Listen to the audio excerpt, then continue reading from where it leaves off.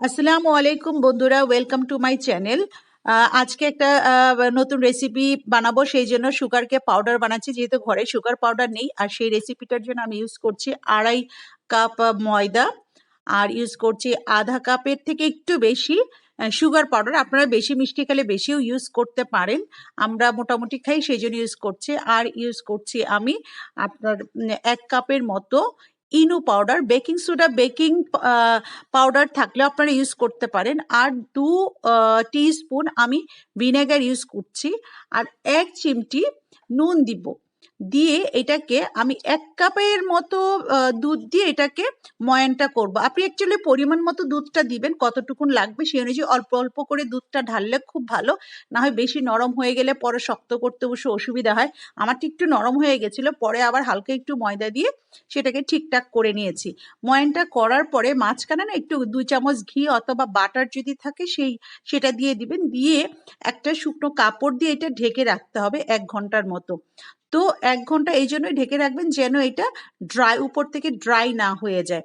তো 1 ঘন্টা ঢেকে রাখার পরে যখন এটাকে সরাবেন তখন আরেকটু ময়ানটা করে নিয়ে তখন এটাকে ছোট করে নিয়ে যেন ডোনাটের রুটিটা হয় সেটার জন্য হাতে একটু গোলটা করে নিচ্ছি।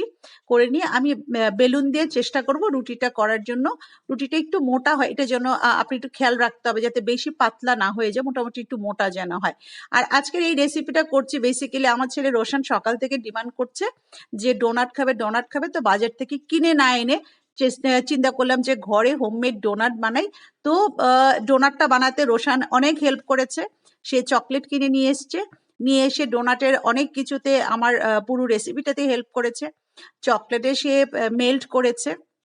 আর ঘরে ডোনাট বানানো, ডোনাট কাটারটা ছিল না। তো ঘরে যে গ্লাসটা আছে সেই গ্লাস আর হচ্ছে একটা জলের বোতলের ক্যাপ, এটা ইউজ করেছি আমি ডোনাটটার শেপটা কাটার জন্য। তো কেটে তখন ডোনাটটা বানালাম। দেখতে কিন্তু খারাপ হয়নি, ডোনাটটা মোটামুটি ভালোই হয়েছে। এবার ভাজলে দেখা যাবে ডোনাটটা কেমন হয়। তো অ্যাকচুয়ালি বাচ্চাদেরকে হোমমেড খাবার খাওয়ানোই ভালো, কারণ বাইরের খাবারের তেলটা কি ইউজ করে বা ভালো হাতে তারা খাবারটা বানাচ্ছে কিনা, হাইজিন ভাবে তৈরি হচ্ছে কিনা, সেটা একটা মানে খেয়াল রাখার বিষয়। আর ডোনাটটা তেলে দেওয়ার আগে একটু খেয়াল রাখতে হবে যে তেলটা প্রপার গরম হয়েছে কিনা, কারণ গরম না হলে ডোনাটটা ভালোভাবে ফুলবে না।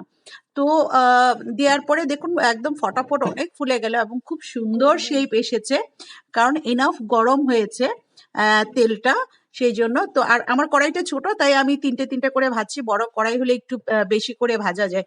তো একটু যখন ব্রাউন কালার হয়ে যাবে তখন ব্রাউন বা গোল্ডেন কালার হয়ে যাবে তখন এটাকে ডোনাটটাকে নামিয়ে নেবেন।